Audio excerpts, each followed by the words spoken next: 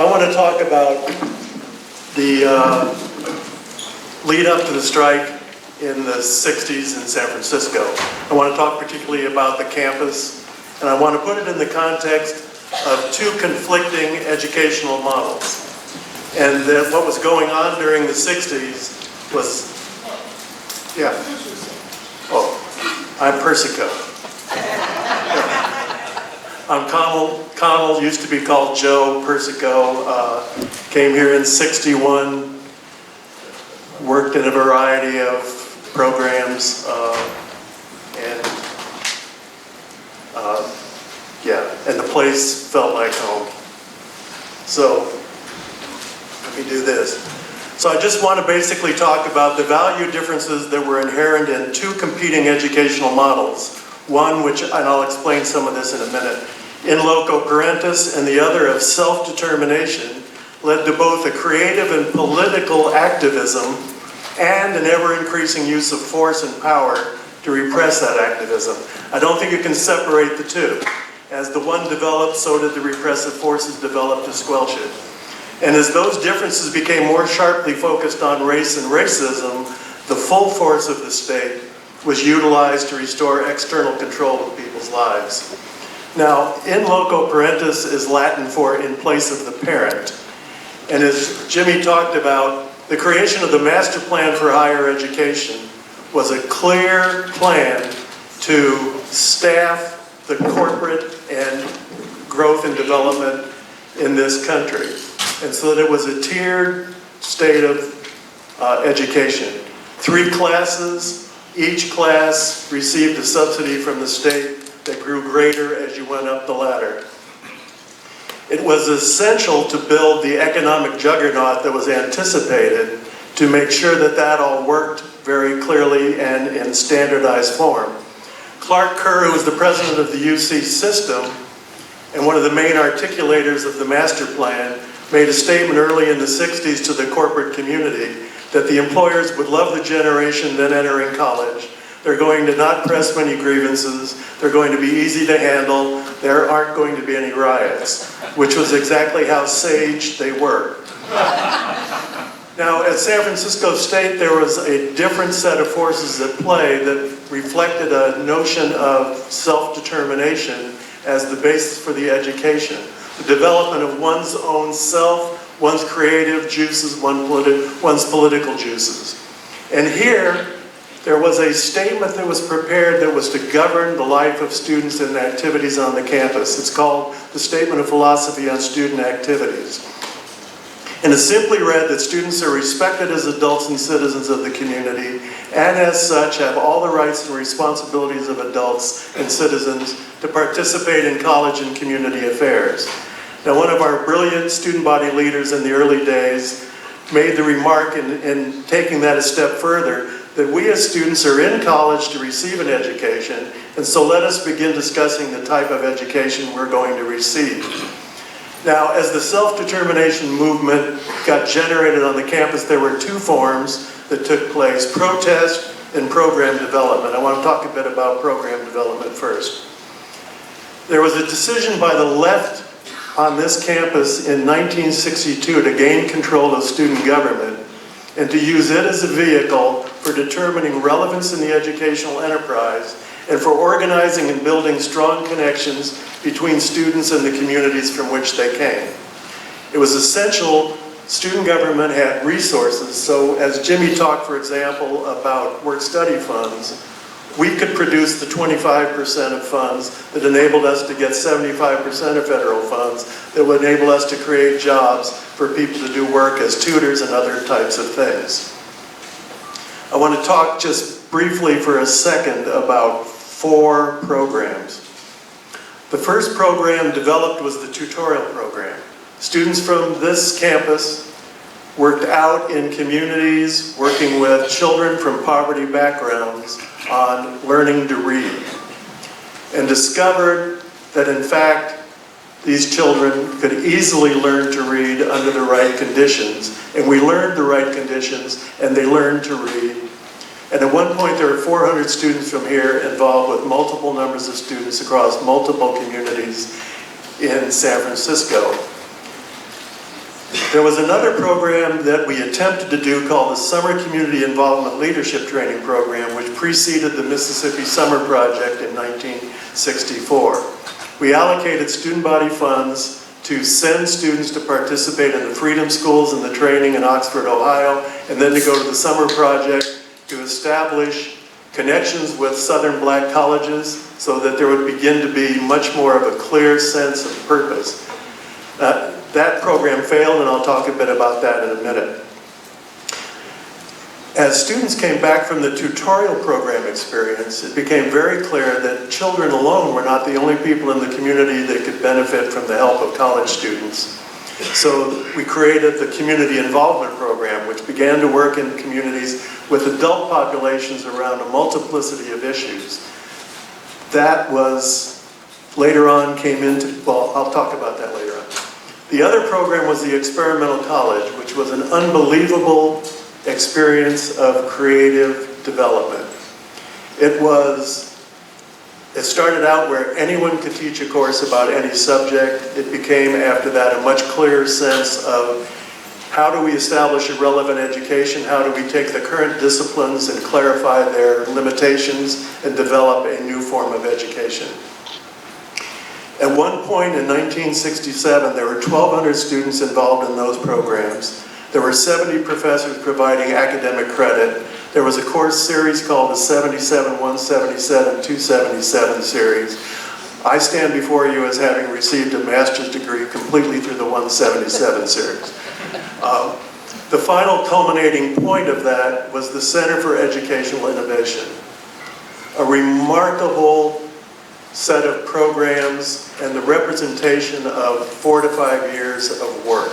The center included the Youth Services Institute that had evolved out of the tutorial program, included the Community Services Institute involved out of work study, the Institute for Creative Development that had evolved out of the Experimental College, the Black Studies Institute, which had evolved out of the work being done through originally Black Arts and Culture in the Experimental College, as the Negro student emerged to the BSU and created the Black Studies program, and a Media Innovations Institute.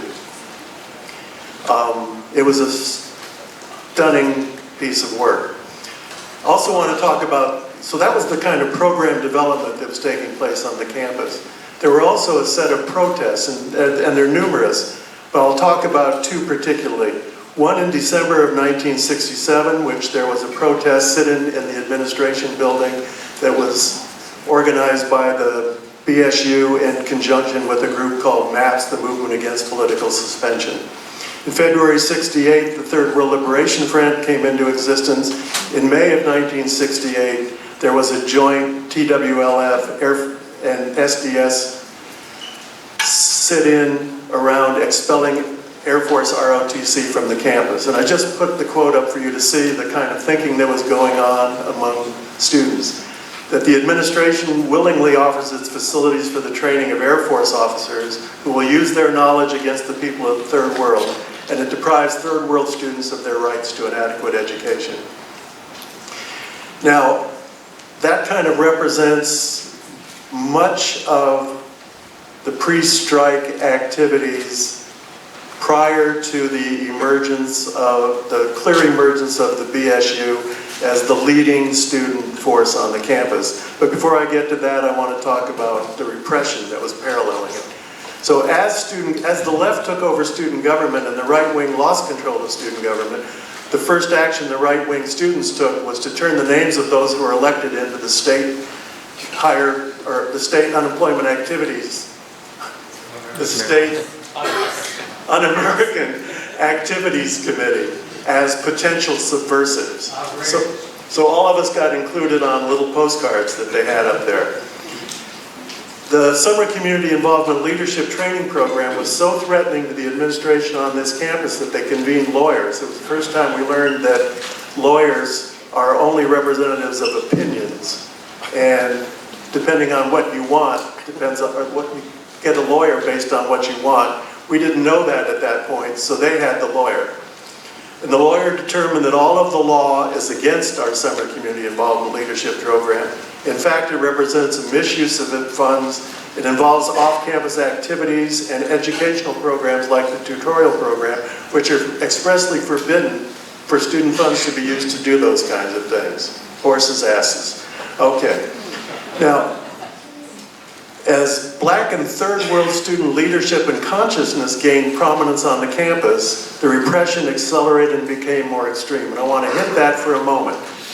I believe the turning point on this campus was the moment when white students understood that something was going on far more significant than what they were in the process of learning, and that the acceptance of Black and Third World leadership as the leadership to be followed would alter all of our collective lives. It's critical that that could occur, and I believe that the strike could not have occurred without that. And it was a critical turning point. Now, the resistance continued to build and harden. I know this is hard to believe, but the right wing in the state of California put up the funds to support a managed takeover of the then daily newspaper called The Gator in 1 year and student government the next year. External forces from the university funded a takeover of those. As soon as the student government leadership from the right wing was back in place, they immediately wrote to the Board of Trustees demanding an investigation, saying that the college administration is encouraging racism and countenancing intimidation and threats of violence.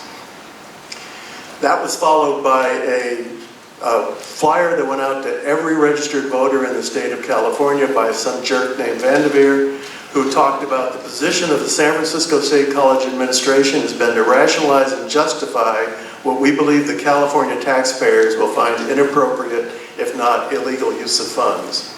Now, if that wasn't enough, now all the elected state officials began to put their sense in. Max Rafferty, bless his heart, who was the superintendent of public instruction, decided he needed to inform the citizens of California that he would not allow the inmates to run the institution. John Summerskill, who was the president during the time of the BSU MAPS protest, had the wisdom to understand what was going on. He said that protest brought together for the first time various radical elements on the campus with their supporters from various communities. We have never been confronted by this group of people. BSU people do not talk to SDS people, but this time they're talking and acting in unison.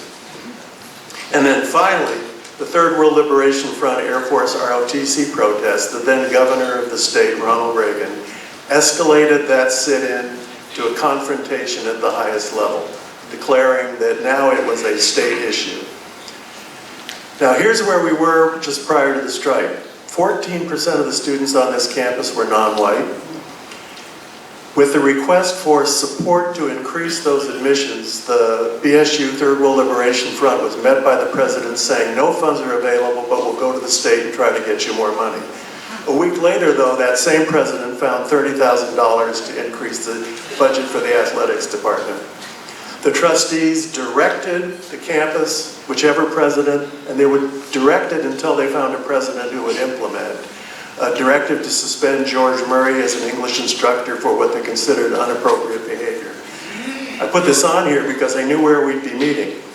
The trustees also voted down a college union design of the most beautiful structure you all would be, and instead put you in a bomb shelter.